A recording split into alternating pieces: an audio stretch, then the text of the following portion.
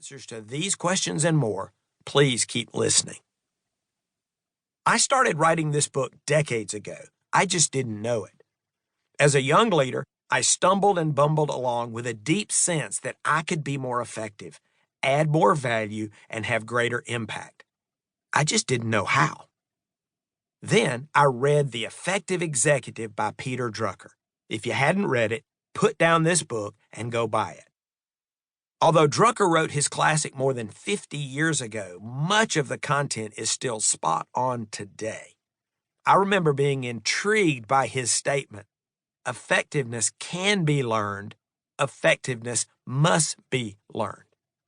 So wait, is this a book on effectiveness or adding value or creating more impact? Yes, all of this. Effectiveness is a lifelong quest to add more value. When you and I add more value to the organizations we serve, we generate more impact. It's impossible to have more impact without becoming more effective. But never confuse the strategy with the goal. Effectiveness is the strategy. The goal is impact. How this book is organized. Here in the beginning, we will calibrate the magnitude of the challenges you and other leaders are facing. Often, we need to name a thing before we can conquer it. We'll survey the quagmire, but will not linger there. You are likely all too familiar with it. My intent is to stir in you a renewed desire to escape the daily challenges that are limiting your impact and eroding your quality of life. Some of you have tried but have become so exhausted and frustrated, it may have been a while since you last attempted to extricate yourself.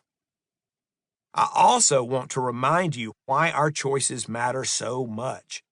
In short, they give us agency, accountability, opportunity, and true power. For most of you, this will serve only as a reminder, but a very important reminder nonetheless. The balance of the book is organized around the 4 SMART choices. After an introductory chapter on each choice, you'll find 2 chapters, each devoted to what I call a best practice. These chapters are intended to help you activate your SMART choice.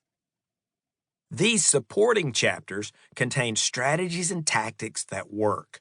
However, they are not intended to create a checklist. There are countless ways to operationalize each of the SMART choices. My intent is to provide you with a proven place to start. All choices of consequence begin in the head but must move to your hands.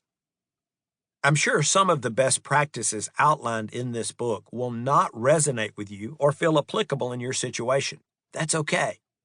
Perhaps they will stimulate your thinking as you create your own list of tactics. The value of the choice is only realized in the practices it generates. At the end of each chapter, you will hear a short paragraph entitled Be Smart. The intent is to give you 1 or 2 ideas for immediate action, ways to move the choice from your head to your hands. I hope you'll find value in these suggestions. The promise of this book. For the last 20 years, my team and I have been talking to leaders. We've interviewed hundreds of them. These women and men represent some of the best organizations in the world, including Apple, Southwest Airlines, Google, the Navy SEALs, Zappos, Starbucks, FedEx, the Mayo Clinic, Disney, Clemson Football, Cirque du Soleil, and many more. In addition to this qualitative work, we've surveyed thousands of leaders and individual contributors, invested untold hours on desk research, and conducted multiple in-field validation studies with real leaders, their employees, and their customers. We collected a mountain of data, actions, priorities, habits, and disciplines from leaders around the world. We also heard about successes, failures, and missed opportunities.